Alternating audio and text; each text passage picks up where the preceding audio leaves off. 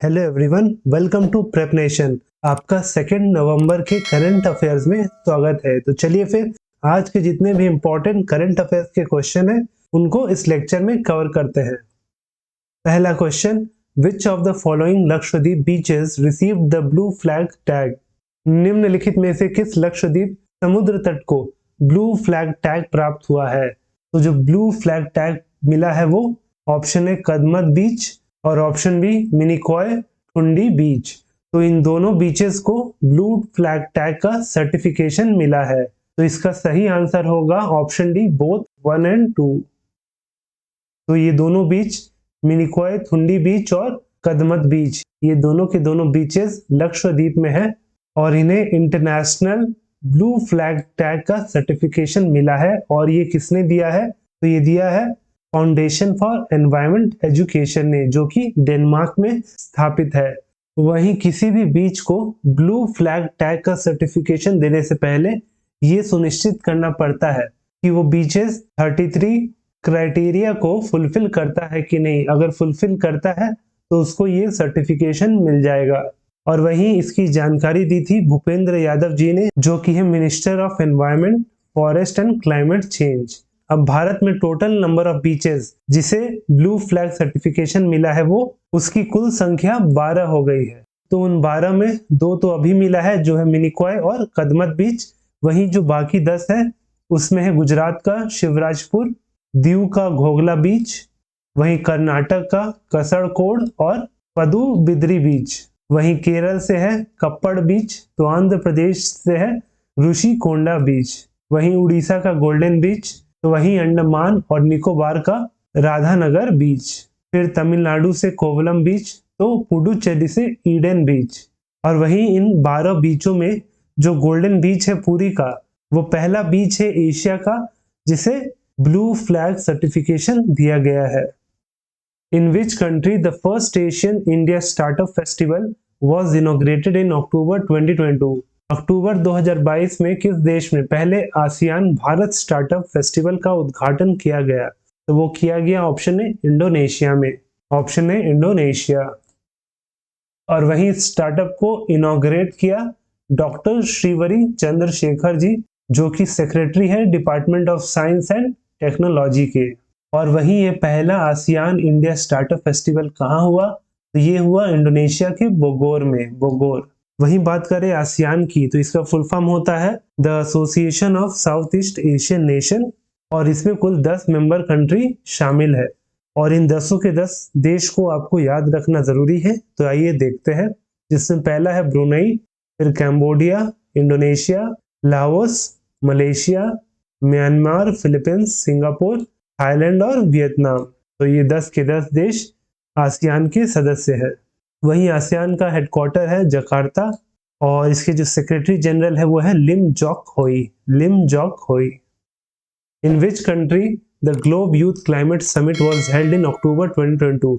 अक्टूबर 2022 में किस देश में ग्लोबल यूथ क्लाइमेट समिट आयोजित किया गया था? तो किया गया था option B Bangladesh, option B Bangladesh. और वहीं इस ग्लोबल यूथ क्लाइमेट समिट को बांग्लादेश में ऑर्गेनाइज कराया था ग्लोबल यूथ लीडरशिप सेंटर, जो कि एक अंतरराष्ट्रीय नॉन प्रॉफिट ऑर्गेनाइजेशन है।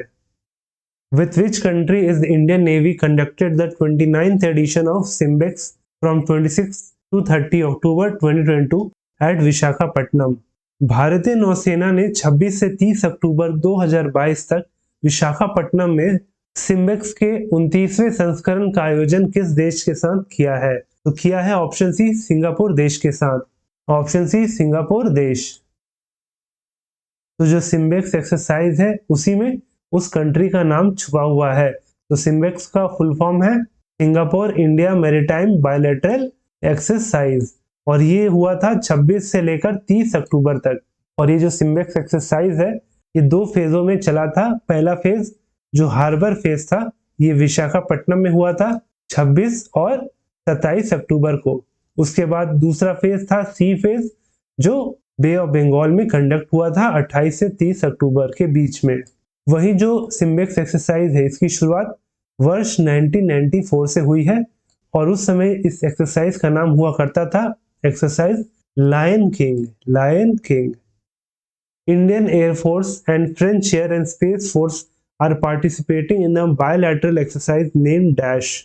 भारतीय वायुसेना और फ्रांसीसी वायु और अंतरिक्ष बल डैश नामक एक द्विपक्षीय अभ्यास में भाग ले रहे हैं। तो उस बायलैटरल एक्सरसाइज का नाम है जिसमें इंडियन एयरफोर्स और फ्रेंच एयर स्पेस फोर्स शामिल है, वो है ऑप्शन ए गरुदा।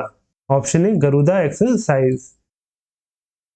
और ये जो एक्सरसाइज है ये 26 अक्टूबर को स्टार्ट हो चुका था और ये चलेगा 12 नवंबर तक। और ये कहाँ पे होगा? तो ये होगा एयरफोर्स स्टेशन जोधपुर में। वही इस एक्सरसाइज का ये 7th एडिशन है। और इन 7 एडिशन में जो पहला एडिशन था, तीसरा एडिशन था और 5वां एडिशन था, इसके सारे एक्सरसाइज भारत में हुए वर्ष 2003, 6 और 14 में। अगर वही आपसे कोई पूछे कि ये एक्सरसाइज कब शुरू हुआ था, तो ये हुआ था वर्ष 2003 से, जब इस एक्सरसाइज का पहला एडिशन कंडक्ट किया गया था। Who has been appointed as the next ambassador of India to the Republic of Cote d'Ivoire? कोटे डी आइवर को आइवरी कोस्ट भी कहते हैं। कोटे डी आइवर गणराज्य में भारत के अगले राजदूत के रूप में किसे नियुक्त किया गया है? तो नियुक्त हुए हैं option A doctor Rajesh Ranjan ji. Option A doctor Rajesh Ranjan. तो राजेश रंजन जी 2001 बैच के आईएफएस ऑफिसर है। इन्हें कोटे डी आइवर का अगला राजदूत नियुक्त किया गया है और ये रिप्लेस करेंगे वाईके सैलश थंगल जी को। वही फिलहाल ये बोत्सवाना के हाई कमिश्नर है।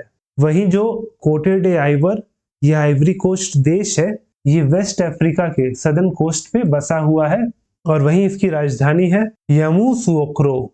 यामूसुओक्रो। Who has been appointed as the Revenue Secretary of India? Bharat के राजस्व सचिव के रूप में किसे नियुक्त किया गया है? तो नियुक्त हुए हैं option A Sanjay Malhotra ji. Option A Sanjay Malhotra. Sanjay Malhotra ji जो कि 1990 बैच के आईएएस ऑफिसर है ऑफ राजस्थान कैडर। इन्हें केंद्र सरकार द्वारा नया रेवेन्यू सेक्रेटरी नियुक्त किया गया है और ये रिप्लेस करेंगे तरुण बजाज जी को, जिनका कार्यकाल इस महीने के अंत तक खत्म हो जाएगा। वहीं ये करेंटली पोस्टेड है as the secretary in department of financial services. Which institute has won the national intellectual property awards for 2021 and 2022?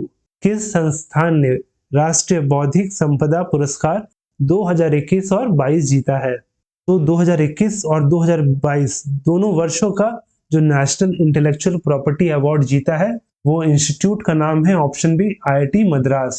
Option B IIT Madras. और ये जो अवार्ड है ये केंद्र सरकार देता है उन टॉप इंडियन एकेडमिक इंस्टीट्यूशन को for patents filing, grants and commercialisation. और वहीं इस अवार्ड को प्रेजेंट किया था पीयूष गोयल जी ने, जो कि यूनियन मिनिस्टर है ऑफ कॉमर्स एंड इंडस्ट्री। और इन्होंने ये अवार्ड दिया था आईआईटी मद्रास के डायरेक्टर जिनका नाम है प्रोफेसर वी कामकोटी जी को।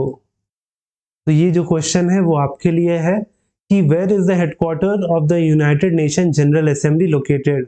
संयुक्त राष्ट्र महासभा का मुख्यालय कहाँ स्थित है? तो आपको इसका सही आंसर हमें कमेंट करके बताना है।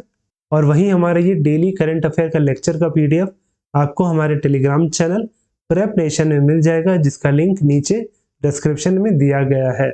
आप वहां पे जाके उसे डाउनलोड कर सकते हैं। और अगर वीडियो अच्छा लगा हो तो वीडियो को लाइक करें और साथ में हमारे चैनल प्रेप नेशन को सब्सक्राइब करें।